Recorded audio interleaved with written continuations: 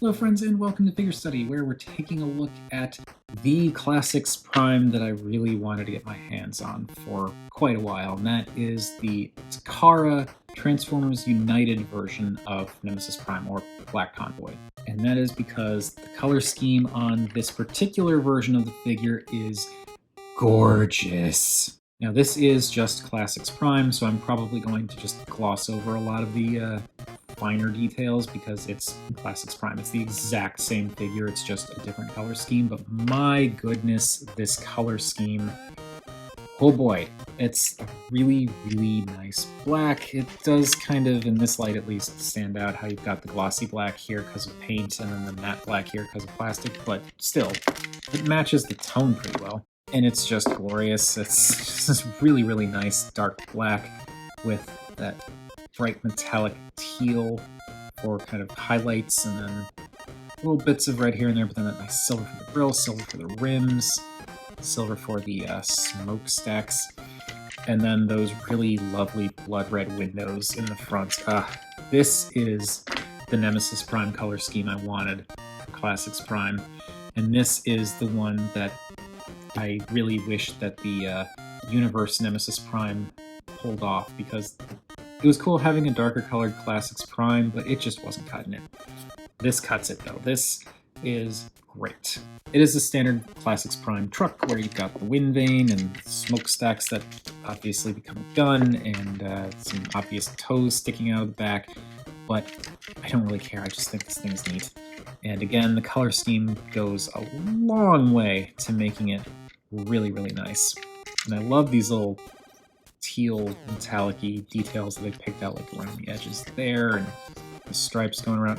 It looks so good. But that is pretty much all I can say about the alt mode, so let's adjust this. There we go. And bring in the standard deluxe squad so you can see, just as a reminder, how Classics Prime stacks up to a standard deluxe. And he is bigger because he's an old school Voyager, so he's bigger and chunkier, and also sexier. Though in fairness, that's because of the colors and not the actual size of the figure. But anyway, here he is with the duck tank. And that does it for the vehicle mode, so let us move on to the robot mode.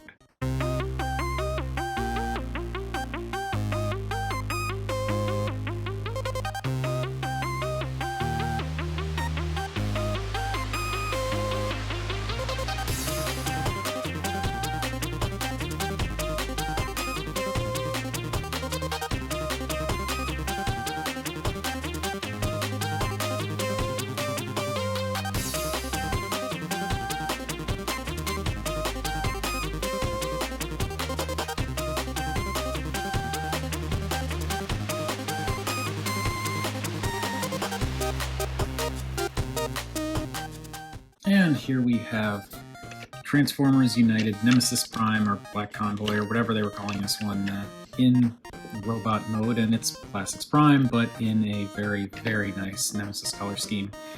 Now, I do have a bit of an issue with mine in that the head seems to have not gone on quite right. It's kind of crooked to one side very slightly, and I've tried kind of pushing it back in place, and it just doesn't want to stay. So that is a little bit irritating. You don't really notice it that much when you've got the head turned, and also you can kind of move the panel to hide a little bit of that weird lean that it seems to have, but that is disappointing to finally get my hands on this figure after so much time, and its head's a little messed up. Still though, the figure looks great. It's, it's Classics Prime, so it's that exact same look, that exact same style, but in really, really nice colors. It's also kind of fun how, I think I may have mentioned this in the original Classics Prime video, maybe not, but I do like how there's so much of the detail that actually was visible in the truck mode. It's just now it's been recontextualized. Like the forearms, you actually did see these. These were the back of the cab in the truck mode. The legs were mostly all there. It's just these little knee pad things that were different, and the little shin vents. Now you see the thighs and the pelvis and that midsection because of that fun kind of twist around, but then the windows are the same. So yeah, it's neat stuff happening here.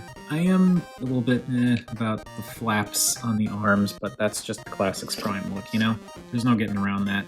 But my goodness, this color scheme is just the best. I love that black with like some really dark gray in a few places, like in the thighs and those shin vents, the midsection. And again, those blood red windows just make such a difference. It's so much better than the Universe Nemesis Prime kind of dark blue windows.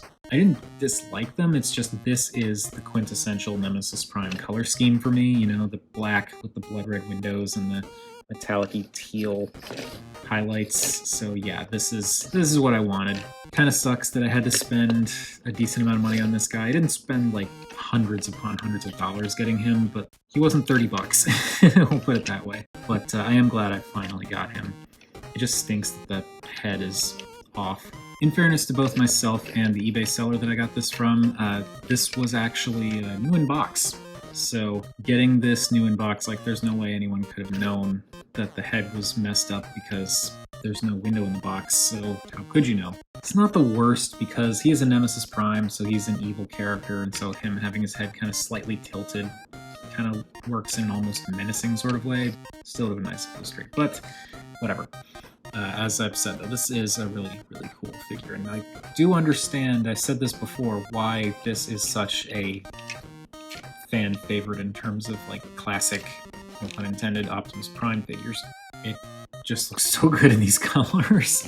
Now, as for the accessories, you get his gun, which this is another thing that I didn't like about the Universe Nemesis Prime. The gun was just black plastic. They didn't paint any of it. So this one has the nice silver for the barrel. And he also gets the big wind vane gun, which still looks ridiculous, but it's got some nice detailing on it. It's just big and unwieldy, and I'm still not a huge fan of how this works out, but it's par for the course with this figure, so he does come with it. So we'll put his guns in his hands, and there we go. Now he's ready to murder him some Autobots. I still just don't like how the big wind vane gun looks when it's being held like that. I feel like, again, as with Classics Prime, it just looks better when it's underslung because it's such a large gun. I feel like that works out a little bit better. But I'm still not huge into that, so the way I typically have this guy displayed is I turn the wind vane back into its wind vane mode and I just peg it into his back. And then I keep the double-barreled blaster in his hand because that, I think, works way better as a gun. I do like that you've got options with this, though, and also if you wanted to, you could rotate this around and do the smokestacks thing, which I think I neglected to show in my Classics Prime video, but there are these peg holes here and here, they're offset, and these pegs here and here, they're offset, and basically you just line up those pegs and peg holes with the gun, and it is a little tricky to do, but it is doable, and with those all lined up, then you can push this back in place, and now he has smokestacks over his shoulders, or if you wanted to, you could have them pointing up over his shoulder, and boy, that really, really makes the off-center head a little bit more obvious, doesn't it? Alright, as for the head itself, it is the Classics Prime head, but in Nemesis colors, which means it is black with a little bit of a gray for the faceplate and the little head crest thing, and then red light piping for the eyes, which doesn't show up super clearly without a light behind it, but whatever, it's fine. It's a good-looking head. It's just a good-looking Prime. It looks particularly tasty in this color scheme, as I've said many a time. In terms of articulation, the head is on a swivel, which in mine is off-centered, but it is swivelable.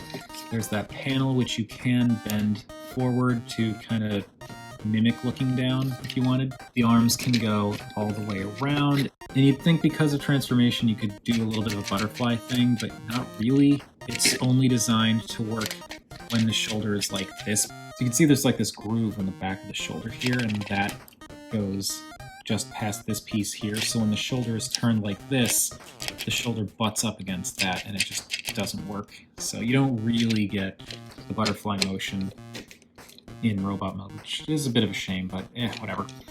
And the arms can go out almost all the way.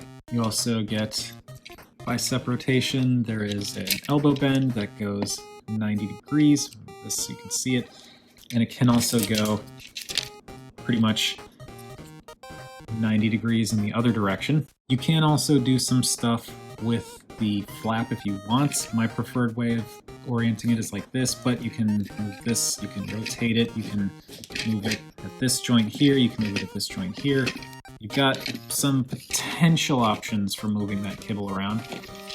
You also get a waist swivel, which can go about that far until it starts crashing into the bumper, and I don't want to risk that bumper.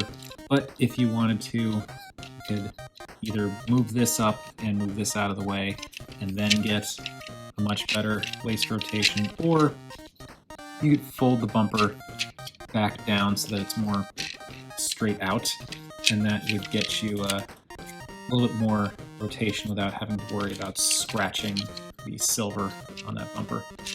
But I think it's fine like that. For the hips, they can go forward pretty much 90 degrees, and I appreciate the fact that there's actually a kind of cut here in the design that goes and nestles like just inside the design of the pelvis. That's pretty clever in terms of like shaping things. You go back that far before it crashes into the bumper, but if you get the bumper out of the way, it can go back a little bit further. They can go out, let's see, probably past, yeah, if you get the arms out of the way, they can go past 90. You get slightly more than 90 degree bend at the knee, and then you get a swivel just above the knee. And then the feet can go, they can point forward and go straight. That's all you get. There's no ankle tilt or anything. There is that oversized knockoff that was made a while back, like a few years ago, that has ankle tilts, but it's very big, and they did some weird stuff with the robot mode head, so I'm not really inclined to get that, but I know it exists. Anyway, move him off to the side so that we can do our last round of size comparisons. Here he is with the standard deluxe squad, and he's pretty darn tall. Like, he's taller than a modern Voyager, I think. Or some modern Voyagers. Kingdom Cyclonus is pretty freaking tall, but it's got some height on him. And here he is with the duck tank.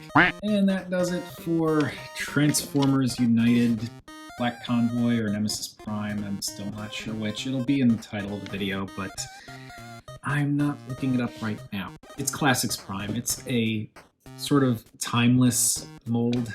I do think it would be nice if the head wasn't messed up on mine, and there are some limitations of the mold that could have been better, but that's owing to the fact that this is an older figure and the design is, you know, the technology and the designing has changed a bit since then, so I don't really mind it. And the coloring is amazing, and I'm glad I finally managed to get this version of Classics Prime, because this is the one. This is the one for me.